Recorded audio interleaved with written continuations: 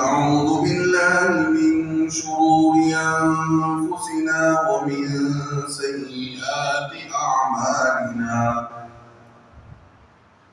من يهده الله فلا مضل له ومن يضلل فلا هادي له ونشهد أن لا إله إلا الله وحده لا شريك له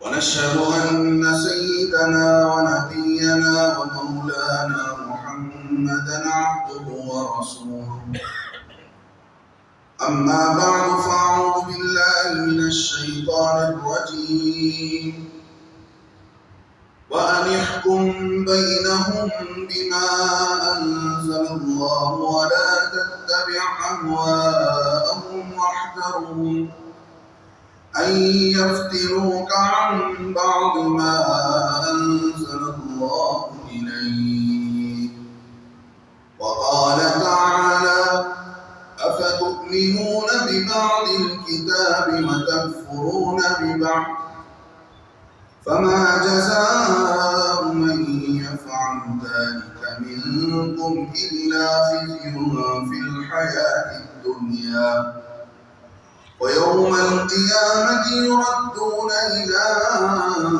أشد العذاب وما الله بغافل عما تعملون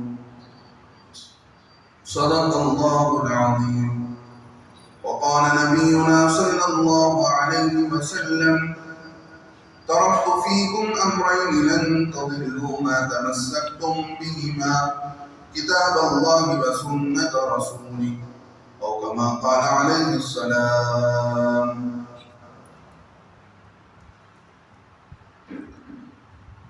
بزرگان ملت، عزیز نوجوان ساتھی اور دوستو،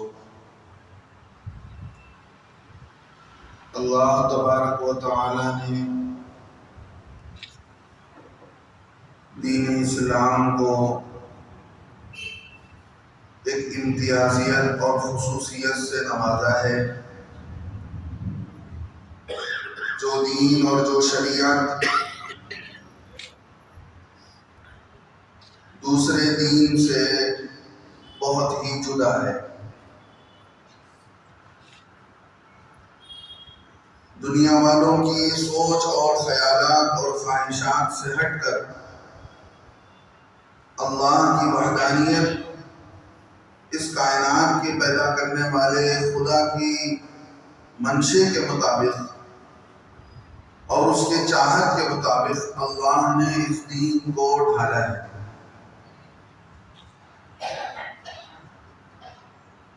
اس دین کی اصل روح پیروی کرنا ہے، اس کے راستے پر چلنا ہے اور اس دین کو زندگی میں اختیار کرنا ہے. لیکن جو آدمی شروعات میں دین کو سمجھنے کی کوشش کرے گا، اپنے عقل میں اتارنے کی کوشش کرے گا،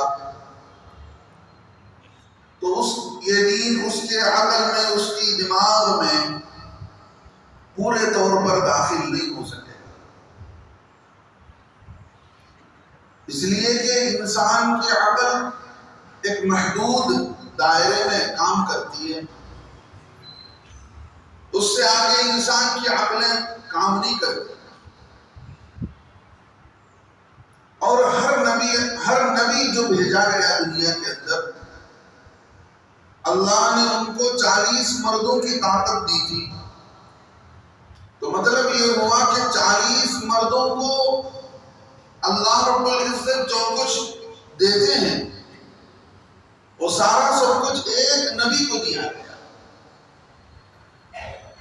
ان کی سوچ اور ان کی عقل ایک عام انسان کی سوچ سے کہیں زیادہ، ایک عام انسان کی عقل سے کہیں آگے بڑھ کر ہے.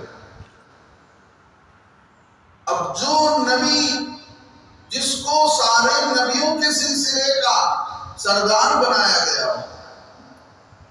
اور اس نبی کو نبیوں کے سلسلے کا آخر بنا کر بھیجا گیا اور یہ فیصلہ کر دیا گیا ہو کہ یہ نبیوں کے آخر ہیں، یہی سردار ہیں، ان کے بعد نہ نبوت چل سکے گی نہ کچھ چل سکے گا. تو اندازہ کر کے دیکھ سکتے ہیں کہ جتنے انبیاء علیہ السلام کو جو کچھ اللہ نے دیا ہے ظاہری اعتبار سے، اس کا پورا خلاصہ ہمارے نبی محمد رسول اللہ صلی اللہ علیہ وسلم کو دیا گیا. تو آپ کی سوچ اور آپ کی سمجھ اور آپ کی فہم و فراست، آپ کی دور اندیشی، آپ کا اللہ سے تعلق، آپ کے دین شریعت کو جس کو اللہ نے کامل اور مکمل بنا کر بھیجا اور اعلان کر دیا کہ یہ کامل و مکمل ہے، تو ایسی دین اور ایسا دین اور ایسی شریعت جس کے اندر ذرا برابر حرف رکھنے کی گنجائش نہیں ہے، ذرا برابر کمی نکالنے کی گنجائش نہیں ہے،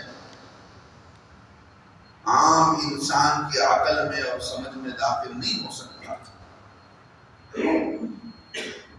مثال میں دیتا ہوں آپ کو. حضرت علی رضی اللہ عنہ پیارے آقا محمد رسول اللہ صلی اللہ علیہ وسلم کے چچیرے بھائی بھی ہیں، داماد بھی ہیں.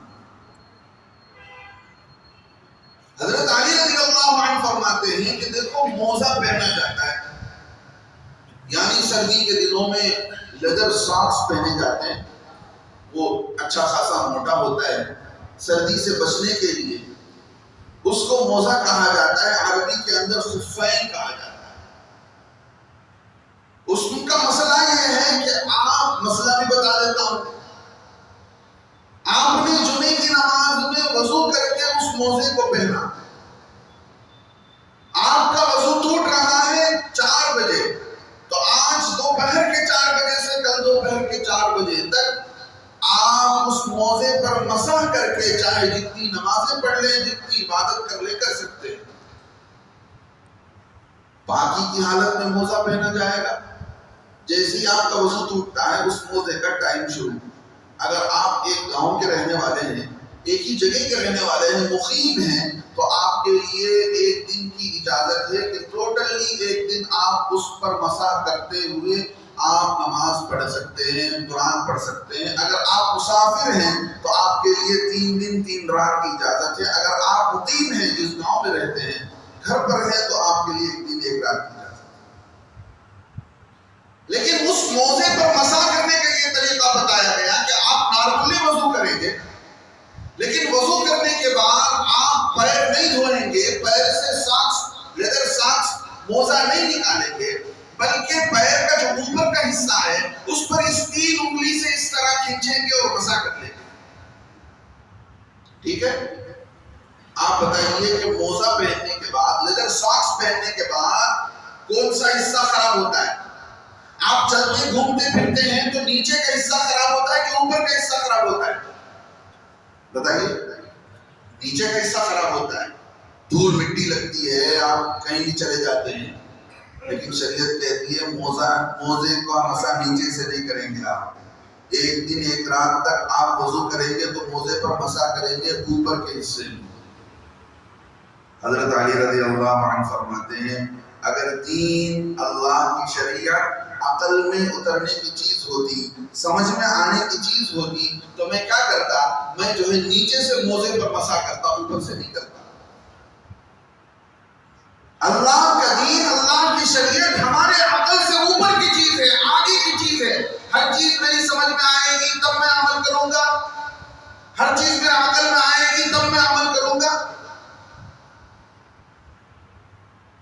یہ ضد کے سوا، اللہ کے نظام پر ضد کے سوا اور عمل نہ کرنے پر بہانے کے سوا کچھ نہیں ہے. میرے دوستو بزرگوں، اللہ معاف فرمائے، اللہ نے ایک نظام قانون بنایا، معمولی بات نہیں ہے. ایسے ہی یہ دین ہم اور آپ کو لا کر پہنچا دیا نہیں گیا ہے. اس دین کی حفاظت اللہ کے ذمہ ہے. 1400 سال سے یہ دین شریعت اپنی اصلی شکل میں، اپنی ورجنالٹی کے ساتھ، اپنی ساری اصلی شکل اور حقیقت کے ساتھ، سچائی کے ساتھ باقی ہے. تو کسی کے کہنے پر، کسی کے قانون بنانے پر، کسی کے سمجھوتا کر لینے پر شریعت کا قانون بدل جائے گا. نہیں بدلا جائے گا، کسی بھی قیمت پر نہیں بدلا جائے گا۔ ایک انچ بھی ہم اس پر سمجھوتا کرنے کے لیے تیار نہیں ہیں، کمپرومائز تیار کرنے کے لیے تیار نہیں ہیں۔ کیوں؟ سوال پیدا ہوتا ہے۔ دنیا کے اندر جتنے طریقے ہیں، جتنے ریلیجنس ہیں، جتنی کتابیں ہیں، جو کچھ لوگوں کے پاس ہے، لوگوں کا اپنا بنایا ہوا ہے، لوگوں کا اپنا بنایا ہوا ہے۔ یا اگر آسمان سے اترا ہوا ہے تو انہوں نے اس میں ملاوٹ کر دی ہے، اس کے اندر خلط ملط کر دیا ہے، اپنی طرف سے بھی کچھ باتوں کو بڑھا دیا ہے۔ تو جو اپنے کو آسمانی مذہب کہتے ہیں وہ بھی اپنے پاس اصلی دین نہیں رکھتے۔ یہودیوں کے پاس اصلی تورات نہیں، انگریزوں کے پاس، کرسچنوں کے پاس اصلی بائبل نہیں، اور بقیہ جو لوگ کہتے ہیں کہ ہم آسمانی مذہب ہے ان کے پاس پروف نہیں۔ بقیہ جتنے لوگ ہیں وہ انسانوں کے کریٹ کردہ ریلیجن سے، انسانوں کے کریٹ کردہ ریلیجن سے، انسانوں نے بنایا یہ مذہب کو۔ تو ظاہر سی بات ہے انسان کوئی قانون بنائے گا، کوئی سیکشن بنائے گا، کوئی ایکٹ بنائے گا، اس کے اندر ضرور غلطی ہوگی، اس لیے کہ انسان جو ہے بھول اور غلطی کے ساتھ اللہ نے اس کی مٹی کو ملایا۔ ایسی خمیر سے اللہ نے انسان کو تیار کیا ہے، جس انسان کے اندر اللہ نے بھلاٹ کو بھی رکھا ہے، غلطیوں کو بھی رکھا ہے۔ ایسا نہیں کہ ہر وقت انسان کی عقل پازیٹیو کام کرے گی، جو کچھ فیصلہ کرے گا صحیح فیصلہ کرے گا، ایسا نہیں ہے۔ اس کے اندر غلطیاں بھی ہیں، انسان اپنے ہاتھ سے غلطی بھی کرے گا، بھلاٹ بھی ہے اس کے اندر، اور اس کے اندر ایسی حرکتیں ہیں کہ وہ اگر اپنی کیریکٹر پر نظر نہیں رکھے گا وہ جانور سے بدتر بھی ہو جائے گا۔ قرآن کہتا ہے ایسے لوگ ہیں جو جانور سے بدتر ہیں دنیا کے اندر، ان سے بہتر جانور ہیں۔ تو معلوم یہ ہوا کہ انسانوں کا بنایا ہوا قانون کوئی قانون نہیں ہے، اور حکومتوں کا بنایا ہوا قانون کوئی قانون نہیں ہے۔ کیوں؟ انسانوں کے بنائے ہوئے قانون میں وہ وقتی پوزیشن کو رکھ کر باہر بنائیں گے، آگے کیا ہونے والا ہے ان کے سامنے ہے، پچھلے زمانے میں کیا ہوا ہے وہ ان کے سامنے ہے۔ حالات کے اعتبار سے، لوگوں کے ماحول کے اعتبار سے، علاقائی موسم کے اعتبار سے، کہاں کیا طریقہ ہے، کہاں کیا تہذیب ہے، ان کے پاس نہیں۔ سب کے لیے ایک قانون بنا دیا جا رہا ہے۔ ایسے کیسے ہو سکتا ہے؟ بھلے جن لوگوں نے انڈیا ہندوستان کا دستور بنایا ہے، اگرچہ کہ آرٹیکل 144 اس میں یہ بات لکھی گئی ہے، لیکن اس کا یہ مطلب نہیں کہ آپ جن لوگوں کو پرسنل لا بنا کر دیا گیا ہے اس کو آپ دھڑلے سے ختم کر دیں، اس کو آپ بالکل نیچے گرا دیں۔ اللہ کے نبی پیارے محمد رسول اللہ صلی اللہ علیہ وسلم سے کچھ کافروں نے آ کر کہا، اے نبی علیہ السلام، ہم ایک ایسا ملٹی کلچر تہذیب بناتے ہیں مدینہ کی کہ نہ آپ ہمارے لات و عزا اور ہمارے معبودوں کو برا بھلا کہو، ان بتوں سے کچھ نہیں ہوتا، ان خداؤں سے کچھ نہیں ہوتا، ان کو مت پوجو، ان کی پوجا پاٹ مت کرو، یہ بھی مت کہو، تم اپنی خدا کی عبادت کرو اور ان کی برائی بھی مت کرو۔ ہم کیا کرتے ہیں؟ ہم اپنے خداؤں کی عبادت کرتے ہیں، تمہارے خدا کو بھی ہم سیلیبریٹ کرتے ہیں، مان لیتے ہیں کہ اللہ بھی ایک ذات ہے، وہ بھی سب کچھ کرنے والا ہے۔ ہم آپ کے خدا کی برائی بیان نہیں کرتے، ہم آپ کے خدا کو جھٹلائیں گے نہیں، آپ ہمارے خدا کو مت جھٹلائیے، آپ ہمیں بھی قبول کر لیجئے، ہم آپ کو قبول کر لیں گے، آپ اپنے طریقے پر رہتے ہوئے ہمیں سیلیبریٹ کر لیجئے، ہم اپنے طریقے پر رہتے ہوئے آپ کو سیلیبریٹ کر لیتے ہیں۔ اللہ رب العزت قرآن میں آیتیں اتارتے ہیں، پیارے نبی علیہ السلام قل، ان کو کہہ دیجئے، یا ایھا الکافرون، اے کافروں، لا اعبد ما تعبدون، میں اس چیز کے سامنے سر جھکا نہیں سکتا، میں اس کی عبادت نہیں کر سکتا، میں اس کی پوجا پاٹ نہیں کر سکتا جس کی تم عبادت کر رہے ہو۔ ولا انتم عابدون ما، اور تمہیں بھی ضرورت اس بات کی نہیں ہے کہ میں جس طریقے پر چل رہا ہوں، میں جس کی عبادت کر رہا ہوں، تم اپنے جھوٹے معبودوں کی عبادت کرتے ہو، میرے خدا کی عبادت کرو، اس کی ضرورت نہیں ہے۔ آگے اللہ فرماتے ہیں لکم دینکم ولی دین، تم اپنے طریقے پر خوش رہو، پتہ چلے گا تم کو مرنے کے بعد میرے لیے میرا طریقہ ہے، میرے لیے میرا دین ہے، تمہارے لیے تمہارا دین ہے۔ تو میں یہ بتا رہا ہوں اگر یہ سیول کوڈ اسلام اور شریعت کے مطابق ہوتا تو پیارے نبی صلی اللہ علیہ وسلم اس زمانے میں ہی قبول کر لیتے۔ کیا بڑی بات ہے لات و عزا کی جے جے پکارنا ہے؟ چلو کبھی کبھار جے جے پکار لیں گے، کبھی ان کو بھی خدا سمجھ لیں گے اور حقیقت میں سچے دل سے اللہ کو اللہ مان لیں گے، یہ ڈبل ایکٹ ہم بھی کر لیں گے۔ ایک سات سیول کوڈ کی جو بات کی جا رہی ہے، یونیفارم سیول کوڈ کی جو بات کی جا رہی ہے، سمجھیے کہ یہ کوئی ہمارے اسلام کے اندر کوئی نیا طریقہ ہمارے دین میں چلنے کے لیے کوئی سہولت والا راستہ بنا رہے ہیں، ایسا نہیں۔ ہماری لڑائی کفر و شرک، ایمان اور اسلام اور کفر کی لڑائی، ایمان اور شرک کی لڑائی ہے۔ دیکھیے اسلام اپنا ایک خاص نظام رکھتا ہے۔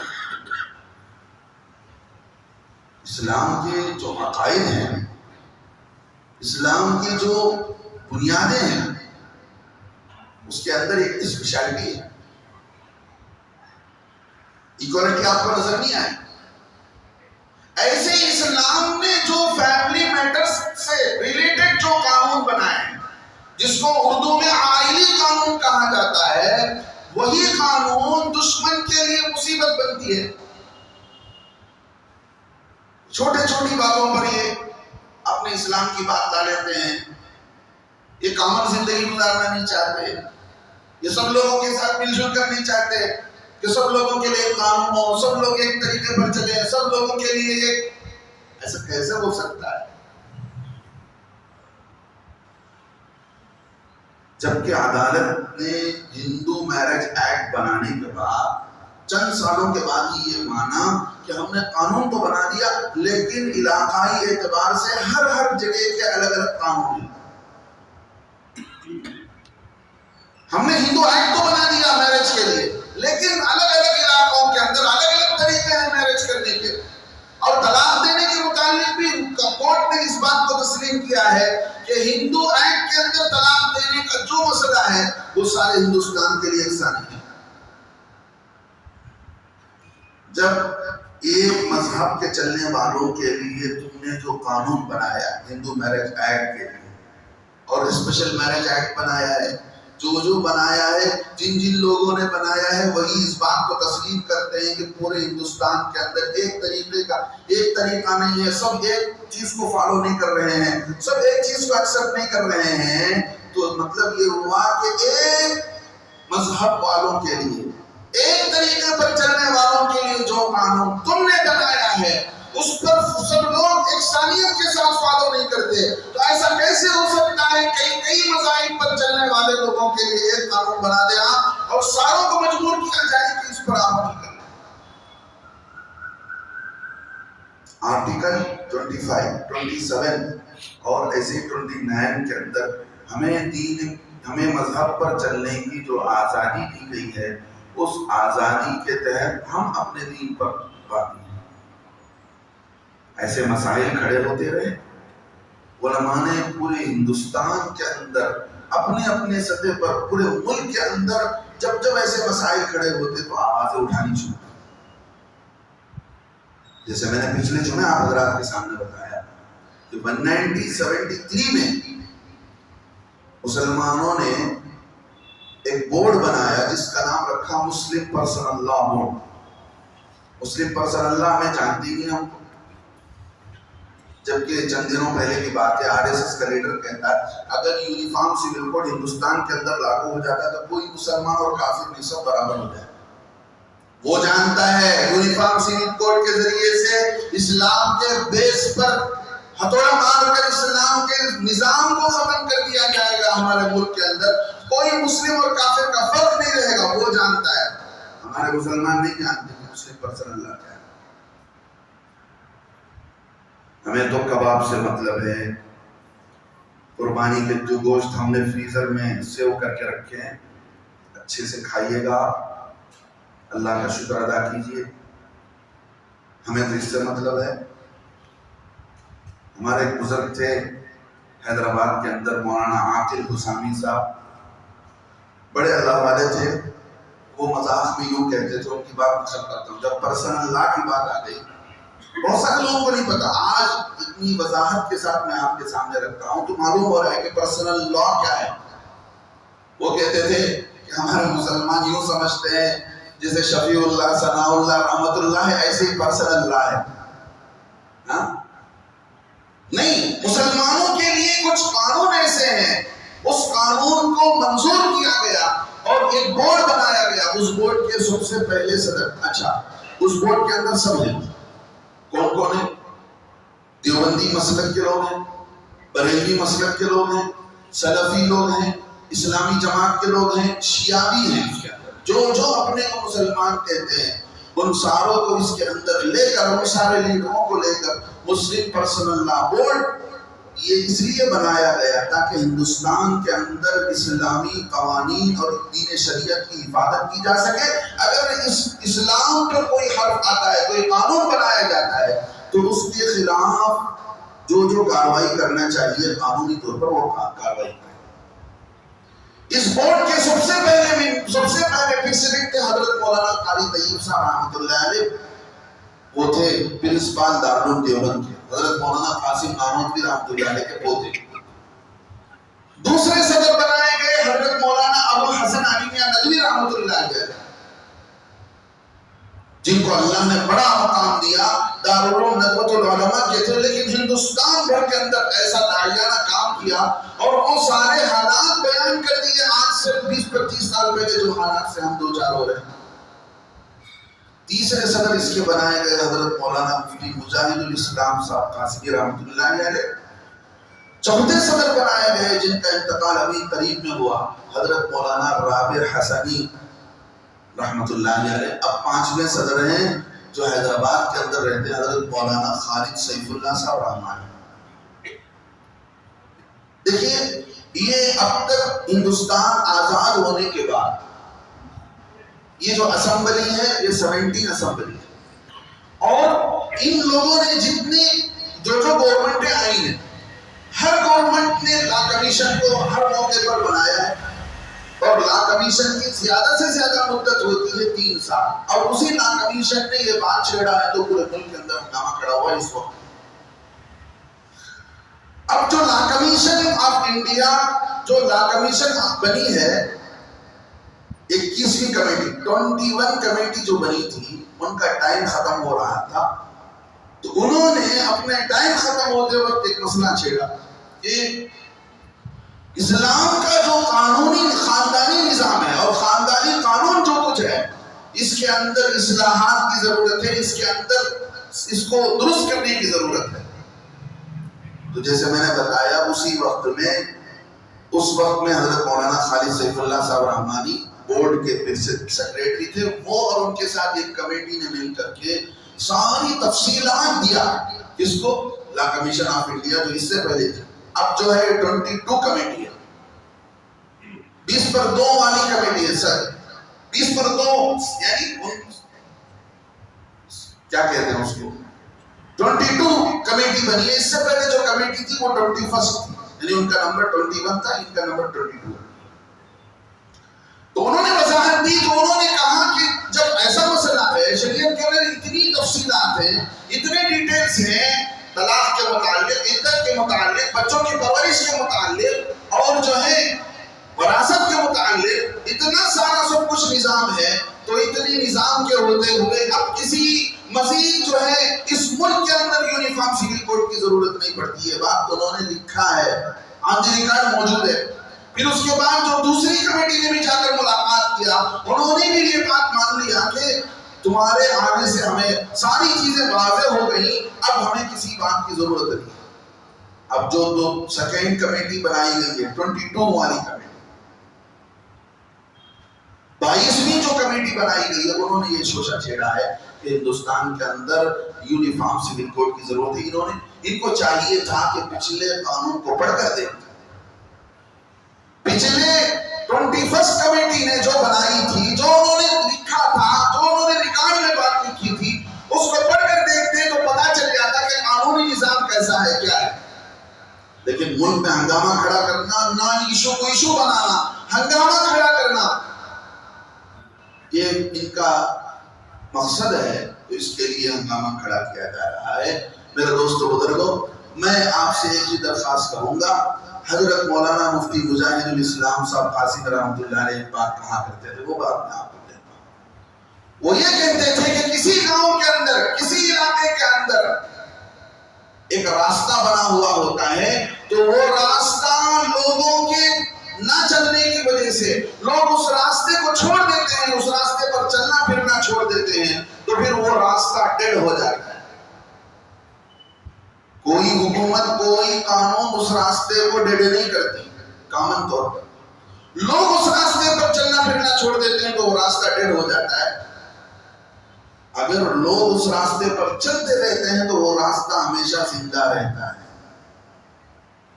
یہ مثال دے کر حضرت فرمایا کرتے تھے، لوگوں آج ہم نے دین شریعت کے راستے پر عمل کرنا چھوڑ دیا. ہماری عورتوں نے، ہمارے مردوں نے لے جا کر کے اپنے سارے مسائل کو کورٹ میں ڈالا اور ان سے بھیک مانگی کہ تم اندھے ہو، ہمیں راستہ بتاؤ، ہمیں فیصلہ کرو. حالانکہ اللہ کا یہ فیصلہ ہے، وَمَن لَّمْ يَحْكُم بِمَا أَنزَلَ اللَّهُ فَأُولَٰئِكَ هُمُ الْكَافِرُونَ. اللہ کی نازل کردہ شریعت سے ہٹ کر جو فیصلہ کیا جاتا ہے، وہ فیصلہ کرنے والے ہی کافر ہیں.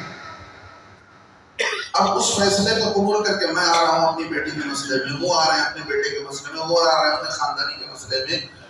جو اللہ کے نظام سے ہٹا ہوا قانون وہ فیصلہ کر رہا ہے، اس کو آپ قبول کر رہے ہیں، تو مان لیجیے آپ کس درجے کے مسلمان ہیں. ہم دین شریعت کو چھوڑا، ہم نے اسلام کو چھوڑا، ہم دین نہیں جانتے، ہم جاننا بھی نہیں چاہتے ہیں. ہمارے پاس وقت نہیں ہے. فنا ہونے والی دنیا کے لیے وقت ہے، ساری بیکار چیزوں کے لیے وقت ہے. شریعت پڑھنے کے لیے، دین سمجھنے کے لیے ہمارے پاس وقت نہیں. اس کو ہم نے وہ کر دیا کہ بھائی یہ مولوی صاحبان کا کام ہے، وہ دیکھ لیتے. تو میرے دوستو بزرگوں، آپ سے یہی درخواست کی جاتی ہے کہ زیادہ سے زیادہ تعداد میں ہمارے صوبے کے امیر شریعت حضرت مولانا صغیر احمد خان صاحب رشادی دامت برکاتہم نے بھی یہ اعلان کیا.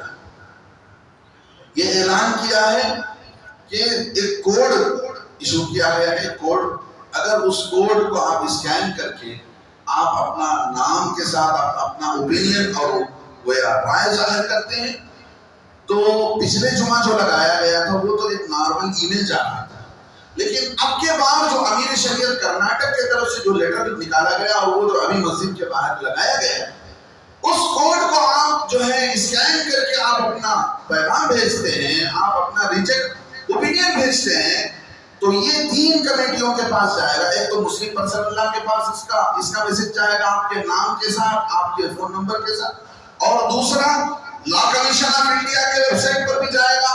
تیسرا ایک ایپ ہے می گورنمنٹ، تو اس پر بھی جائے گا.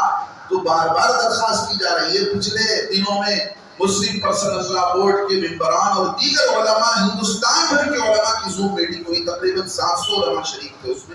اس میں یہی بات ظاہر کی گئی کہ اب تک مشکل سے 15 لاکھ لوگوں نے اس پر اوپینین ظاہر کیا.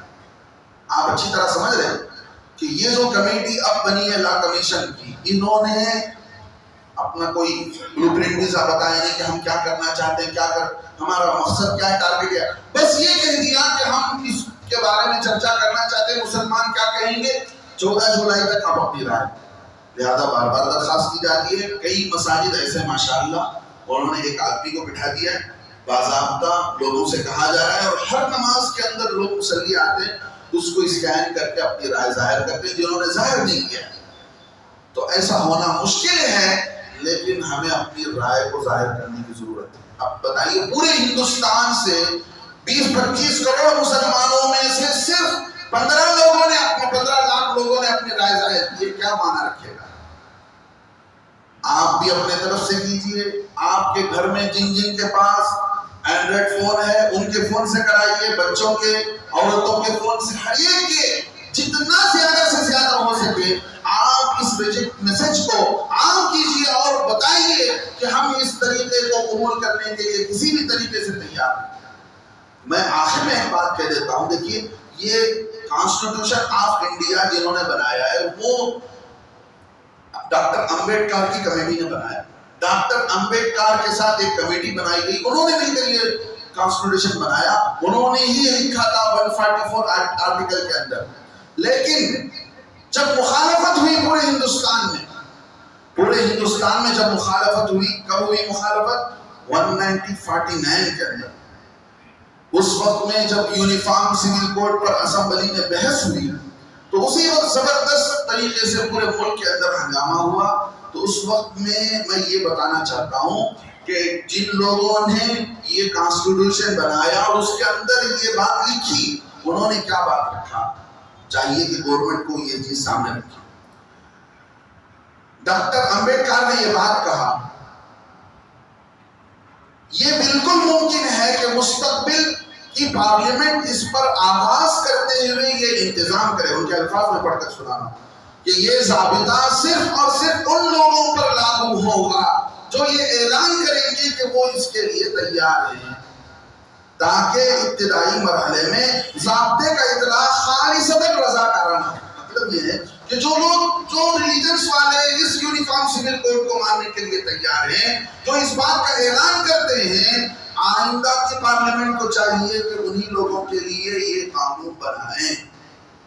تو معلوم یہ ہوا کہ جن لوگوں نے کانسٹیٹیوشن بنایا، آپ تو بعد میں آئے، آپ تو نے جو کام کیا اس کو ہم زبان پر بھی تذکرہ کے قابل نہیں ہے، آپ نے ہندوستان کو جو نقصان پہنچایا۔ لیکن جن لوگوں نے ہندوستان کی تعمیر کی، ہندوستان کو طاقت دی، ہندوستان کا قانون بنایا، وہ لوگ یہ بات کہہ کر گئے ہیں کہ جو تیار ہے انہی پر تھوپا جائے، اس کے علاوہ کسی پر تھوپا نہ جائے۔ میرے دوستو بزرگوں، آپ دین کو اپنے دانتوں سے مضبوط پکڑیے گا۔ کوئی قانون، کوئی شریعت، کوئی قانون اور کوئی حکومت ہمارا کچھ بگاڑ نہیں سکتی ہے۔ دنیا ایسی کئی حکومتیں آئی ہیں، کئی قانون انہوں نے پاس کیا ہے۔ اللہ کا یہ اعلان ہے، وہ اعلان آج ہم انہیں سنانا چاہتے ہیں۔ وَلَن تَجِدَ لِسُنَّتِ اللَّهِ تَبْدِيلًا وَلَن تَجِدَ لِسُنَّتِ اللَّهِ تَحْوِيلًا۔ اللہ فرماتے ہیں اللہ کا قانون، اللہ کا دستور، اللہ کی سنت نہ بدلی ہے، نہ بدلی جائے گی، نہ اس کو پھیرا جائے گا، نہ پھیر سکتے ہیں۔ یہ بات، یہ دین قیامت تک رہے گا۔ ایسی دسیوں حکومتیں آ سکتی ہیں، قانون پاس کر سکتے ہیں، انہیں قانون پاس کرنا آتا ہے تو ہمیں قانون توڑنا بھی آتا ہے۔ دین شریعت سے ہٹ کر جو قانون بنے گا، ہم اس ملک کے اندر قانون توڑ کر رہیں گے۔ ہم بھی اس لیے کہ ہم کو آزادی کے ساتھ جینے کا اختیار دیا گیا، ہم اپنے مذہب پر آزادی کے ساتھ جی سکتے ہیں، یہ ہندوستان کا کانسٹیٹیوشن ہمیں اجازت دیتا ہے۔ لہٰذا بار بار یہی درخواست کروں گا، بڑے علماء کی طرف کے واسطے سے میں آپ تک یہ بات پہنچا رہا ہوں، کوئی بھی آدمی یہاں سے اٹھ کر ابھی یا بعد میں اس سے غفلت میں نہ رہے کہ 14 جولائی سے پہلے زیادہ سے زیادہ ہمارا ریجیکٹ میسج جانا چاہیے، اور کئی کروڑ کی تعداد میں ان تک یہ بات پہنچنی چاہیے کہ مسلمان ہر چیز پر سمجھوتا کر سکتا ہے۔ دنیا کے اندر انہوں نے ہندوستان کے اندر اس 75 سال میں کیا کیا قانون بنائے، مسلمانوں نے سب کو سہ لیا، لیکن یہ بات نہیں سہ سکتے کہ ذرا برابر دین شریعت کے اندر فرق آ جائے۔ ہمیں یہ ہو نہیں سکتا ہے، جان مانگو تو جان دیں گے، مال مانگو تو مال دیں گے، مگر ہم سے یہ نہ ہو سکے گا کہ نبی کا چاہو جلال دیں گے۔ یہ دین شریعت ایسی نہیں ہے کہ آپ کے بدلنے سے بدل جائے، اللہ کا قانون ہے، یہ قیامت تک رہے گا۔ اللہ سے دعا ہے اللہ ہمیں اس شریعت پر پورے طور پر عمل کرنے کی توفیق نصیب فرمائے، اور جو ہم سے درخواست کی گئی ہے وہ آپ اپنی رائے ظاہر کریں اور اب زیادہ سے زیادہ لوگوں کو اس پر آمدہ کریں۔ اللہ رب العزت ہمیں عمل کی توفیق نصیب فرمائے۔ آمین وآخر دعوانا الحمدللہ۔